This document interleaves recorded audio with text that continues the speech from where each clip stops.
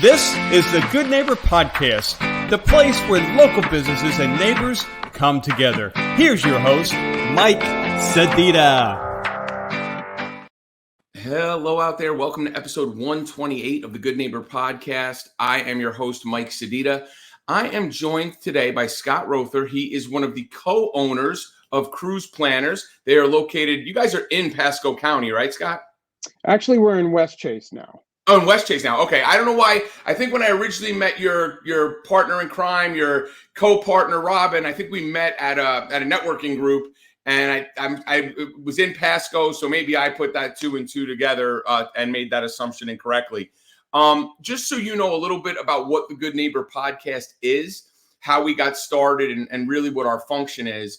In 2020, when COVID was raging all over Florida for that 6-month period, the Good Neighbor Podcast was started as a way for business owners like you to come on, talk a little bit about what you have going on, so that consumers could hear your services and other business owners could hear some of the stuff you might go through as an owner and work things out. And in the 4+ years or so since we got started, we have podcasts from Denver to Atlanta to Virginia. I'm fortunate enough to be the person here in Tampa that gets to talk to business owners like you. So first question is always, tell us a little bit about Cruise Planners. Tell us about your business. So Cruise Planners as a whole is a, corporately owned franchising travel partnership. So basically we own our travel franchise, and it's my wife and I. We've been in business since 2008. So just over 15 years. And, we have a few associates that actually work for us also, but that kind of, explains, what we do and, kind of how long we've been doing it. So let me ask you this. I mean, you started in 08. Was travel always I always think of someone that wants to get into a travel agency business and say they want to travel and they want to go on these trips for free to see where the good stuff is so that they get to travel a little bit themselves. But how do you guys fall into it? What is your corporate background or career background prior to doing this, as well as Robin? What did you guys do and then end up here? Yeah, that's a great question. So, really, Robin started this off, probably 30 years ago. Went to travel school, worked for some other companies that you may have heard of, like a AAA, Liberty Travel, Cruise.com, and a few other companies.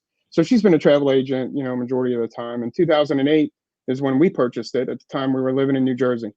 I was,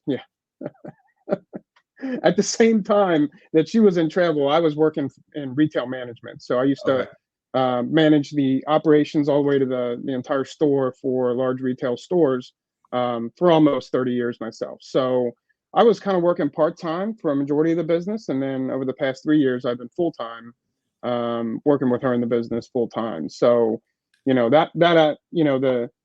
managing a large scale business, brings over what I can do to help out with the process from not only from a sales standpoint, the operations, and et cetera. So let me ask you this. You purchased it in 08. When did you make the transition from New Jersey to West or to the Tampa area? 2010. 2010. And then you say retail, were you one of the stores in the Garden State Plaza? Is that big type retail, or is it like a freestanding other type of retailer? Like a home improvement warehouse. Oh, okay. Gotcha. Oh, wow. So that's what, 10,000 SKUs that you're working through in a place like that. That's pretty crazy. Okay. So even more. Yeah, I can imagine. I mean, every little nut and every little bolt has its own SKU. It's insane. So you kind of, the question I have thinking about this, because I didn't realize Cruise Planners was a franchise. So the question I have, and the one I always think of is Liberty. Liberty Travel was big where I'm from New Jersey as well. And it was always the one that was kind of at the forefront. Once you, what's the advantage of going through a franchise? Do you get any kind of special deals or anything, or is there an amount of support that the franchisor gives you that you would do it? Or is it expensive to get the systems to be able to find this stuff? I don't know what the advantage would be to being with a franchise if Robin already knows all this stuff to just kind of go and be Roether Travel. Right. No, it's a great question. So first of all, for us to be a part of a franchise, it allows us, kind of the power behind us. So marketing standpoint, social media being as strong as it is today. I mean, having that backing and that assistance is kind of all wrapped up into one, along with the partnerships that they make from a corporate level. Again, just gives that kind of backing and that power behind it. So, when we call, for instance, just use a cruise line, Royal Caribbean. When we call Royal Caribbean, our line is a little different than the line that Right. that a consumer would call. Or if we owned our own, Roether Travel, it would be the same thing. So it's that backing, it's that buying power that kind of goes behind it. And in all realism, as far as utilizing, I think you asked that before and I didn't answer, but utilizing a travel agent really just allows us to, kind of look at what's going to be best. If you call, a cruise line or, like a land tour company, like a Sandals or something like that, they're going to Right. sell you their product only. We're going to be looking out for, all the products that could be out there. And we're, also doing specific training so that we have a kind of a leg up to what is out there and some of the good things that are going on. So, Okay, so let me ask you a question. I'm going to put my real world experience and kind of see if there's an analogy, a comparison for you. So, owning an ad agency, when one of my clients would come to me and say, "Hey, we have whatever $1 million budget. We need to reach women, whatever age." There's only certain publications that they could go into that really target their audience. And I'll just give you garden variety, like Marie Claire, Red Book. Just use those two as an example. Once I go to those vendors, whether that is Meredith or Time or whoever the publishing company is, they're usually kind of not buying me, not trying to buy me because there's no regulation around that, but I would get tickets to a Yankee game or I would get like all that kind of stuff. So is there like when you guys go and you say, and I'm just using in your business, Royal Caribbean, Celebrity, Virgin, and Carnival, do you guys, you look at all that stuff and you're doing what's best for the client, but do you like, if for example, Virgin said, "Hey, we have this great sale this month and travel agents get an extra 10% kickback," and I'm making stuff up, completely pulling numbers out of thin air. all good. Is that the type of thing you guys are looking at too? Like where you're saying, "Hey, look, this is Carnival and this is Royal and this is Virgin. They all have pros and cons." Because I know I did work with Robin and she did an amazing job working with me. I didn't end up going on the vacation. That was, that's between me and my psychiatrist. But but the whole point is like she was doing all the dirty work for me where it would have taken me. I think the biggest thing you guys sell is the convenience and the time savings of diving through all this stuff. Are you driving people a certain way based on some spiff that you guys get, or is it just here's what it is and you pick? So not so much on the spiff, more, we're not trying to sell a one-time vacation. So for instance, Mike, if you come to us, like you did, and, you reach out and you have specifics of kind of what you're looking for. This is the family members I'm bringing, this is the kind of experience I'm looking for, kind of what do you have? What are you thinking? And that's really where we come into play, because then we're going to look at all the different, cruise lines, land options, tour Right. companies, all those different players that are out there, and we're going to match it up to what works best for what the client's looking for. For instance, if it's a Caribbean trip and it's adults only, one of the things that I'm gonna absolutely, pitch per se is Virgin Voyages. It's a great new product. We love the experience that it gives our clients. If it's, Right. Because we're looking for you to travel with us, Mike, for your lifetime. Right. And realistically, that's our goal. So we tell people, you can have as much interaction that you want. We're really here to do the heavy lifting, and that was even more apparent during COVID. Oh, I can only imagine what the industry was like during COVID when cruises weren't traveling and stuff like that. But for me, again, I'll bring it back to my personal experience in working with Robin. I did exactly that. I said, here's kind of the parameters I'm thinking of. Here's kind of my price range. And just to be completely frank, I probably could have done most of this stuff on my own when it's just me. I wanted to use somebody to do it, so I knew I was like that reassurance that I was getting any little extra bell and whistle, right? That was part of it. But the big thing is, and I think the industry, same thing kind of with the auto industry, once the internet really got robust to where it is now, people could do searches and find all the stuff, a lot of the stuff on their own.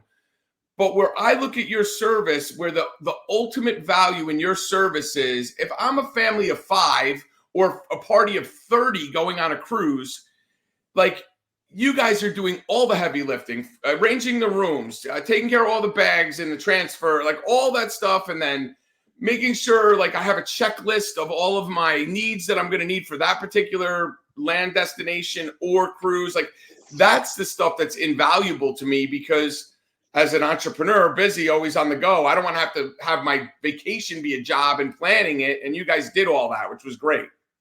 Right. It's so true. And, in all realism, then it's about what we can add in extra after that. So, for instance, with like a company with Virgin Voyages, if someone were to book with us, we can throw in an extra $100 onboard credit, or up to $100 or $200 onboard credit, along with, if you book a regular cabin, because of booking with us, you can actually book your shore excursions and dining at the same time as the suite guests, versus everybody else will be booking for Virgin Voyages. So there's more it's those availability. little, more availability, just those little perks that kind of go in there. And then on the land side, there's about 25% of the vendors that are out there that the consumer can't even touch. So they're business to business only.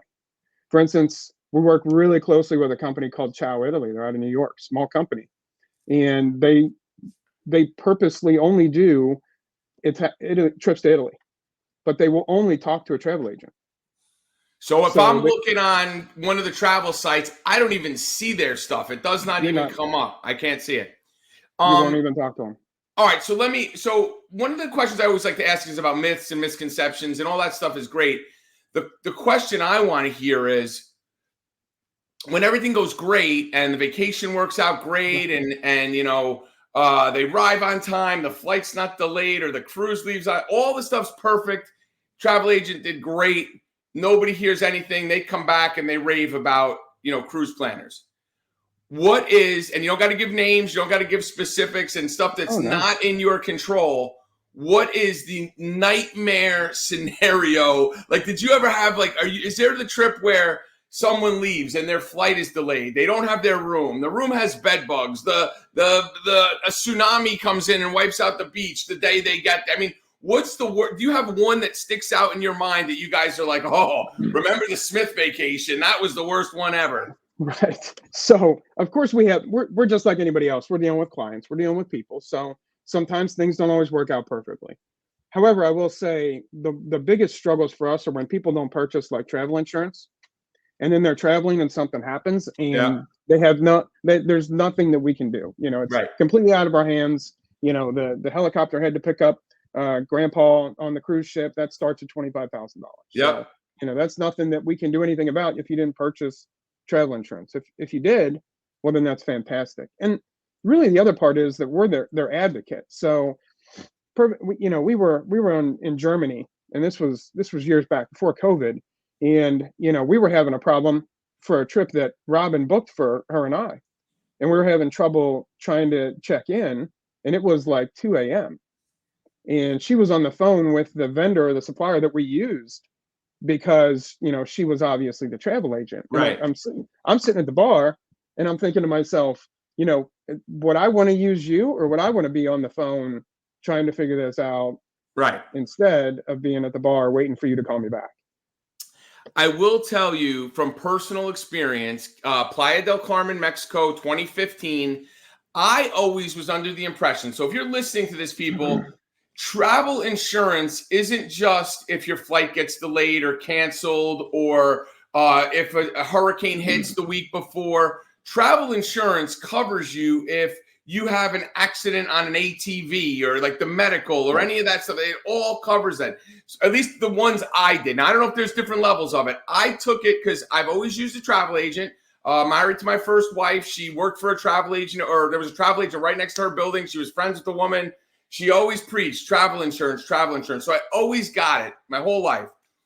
2015, I had a seizure in a pool in Playa del Carmen.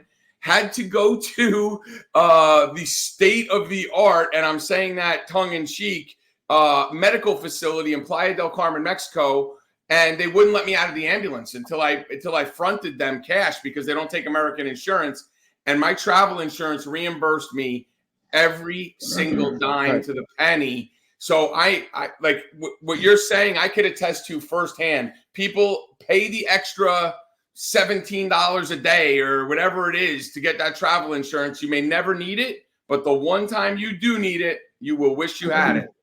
Absolutely. So let me ask you this. I mean, you guys kind of have I know it's work, but it's kind of a fun job. You're sending people off on vacation. That's part of what you do. Do you guys do any of the business stuff? Do you have any corporate accounts where I mean, with COVID, business travel, I would think is drastically down because everybody does stuff via Zoom at this point. But do you have any corporate accounts like that or no? Nothing major. We do handle some, light business, corporate accounts, some corporate clients.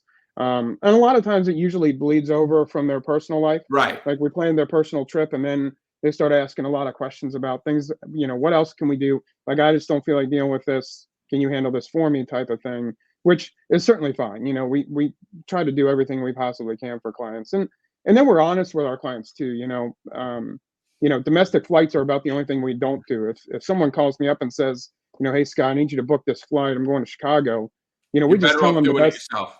Yeah. Yep. We tell them to Google the information and go to the flight, that actual carrier themselves. So the question I ask is, what you're doing is basically bringing joy to people for the most part. They're going on vacation. What do you guys do for fun when you are not planning trips?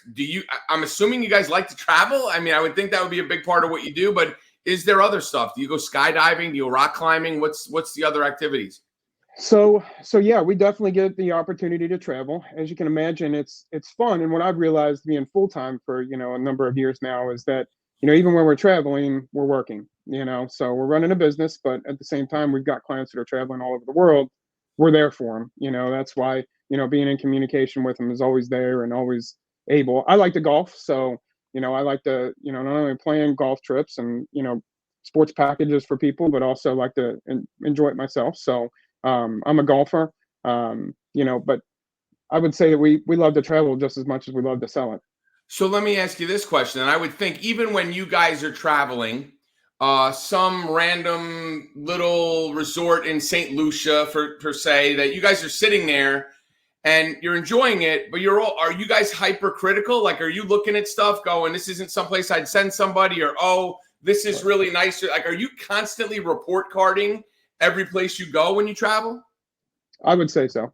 It's all about that experience for the client. You kind of alluded to it earlier, but we try to match up the client with what's going to be the best vacation that they're looking for.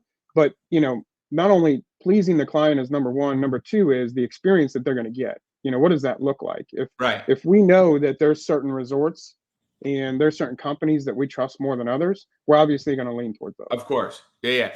And the reason I bring that up is, like, I went on a vacation once and, you check in at the hotel and they're like, okay, here's your room key, give us your card. And it's kind of very robotic. And then I've been to other ones where, like, welcome, here's a welcome glass of champagne. Here's a cool towel. Here's strawberries to freshen up your day. Like, I mean, the experience of it. So I would think doing what you guys do, there's always a level of, okay, the concierge was super nice. Check. I didn't have to touch my bag until it got to my room. Check. Like, there would be a lot. I would think there'd be a lot of that going on.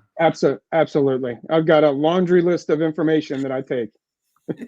So then the question I have for you is, at what point when you get on so say you guys go on like a 4-day getaway just to go away, is the whole trip, like, do you ever get a chance to just say, I'm letting my hair down figuratively and going to relax and enjoy it? Or is it always like you feel like you have to be like eye spying everything? I say that I'm always eye spying, but it is tough to kind of pull away just because, we're there, you're in that spot, you're in a very, remote location and, you want to actually see what's happening and, grab names of people that when you do send clients there, hey, this is the person that I want to match them up with. At a Sandals Resort, this is the butler that I need you to have because it's going to make your dream vacation totally different. Yeah. So let me ask you this. We talked about the worst case scenario for a client. You guys go on these trips. Is there one trip that if I said to you quick, without thinking, give it to me, what would you say is the best trip you've been on where you just felt pampered? And like, I mean, I'm sure there's a bunch of them, but is there one that stands out above everything else where you could say, oh, that trip to St. Martin, Mullet Bay, but whatever it is, does it anything kick off? Yeah. So I would, as far as pampered's tough for clients, but I would say it's a Sandals Resort with a butler. Sandals Resort with a butler. complete pampering. They were bringing me lobster tails on the beach for lunch, and he said, "It's lobster season. We've got plenty of these, so I'm bringing you one every day." Okay, Sign me up. Yeah, that's go great. with that. Well, it's funny is the best vacation as far as like feeling that pampered, believe it or not, was the summer of 2020. I went to Punta Cana to a resort. I'm not going to say names of any, but it was a nice resort. It was great. We had the preferred club, all that stuff. But a resort that's normally at like 85% occupancy is at 17% occupancy.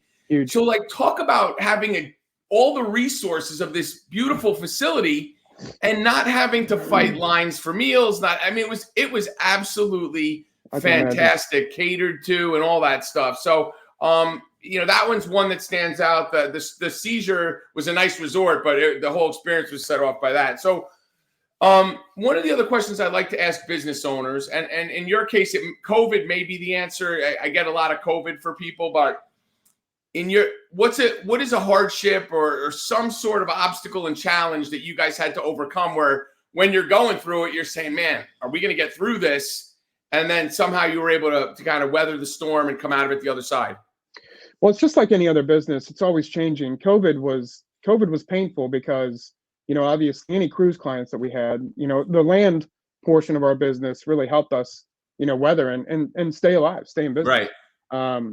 The cruise business was really painful because there was long hold times, there things that you can't answer for or you're going to get paid for. But I would say one of the things that has become a hardship coming out of COVID is really getting clients to understand that, the pricing is not the same as it was. Not only inflation, but COVID is definitely driving pricing. Supply and demand is 100% happening in the cruise and in the land business. For sure. So there's been some serious sticker shock, and I think that's only going to go up as we continue until it finally levels off. But right now, the pricing is a shock.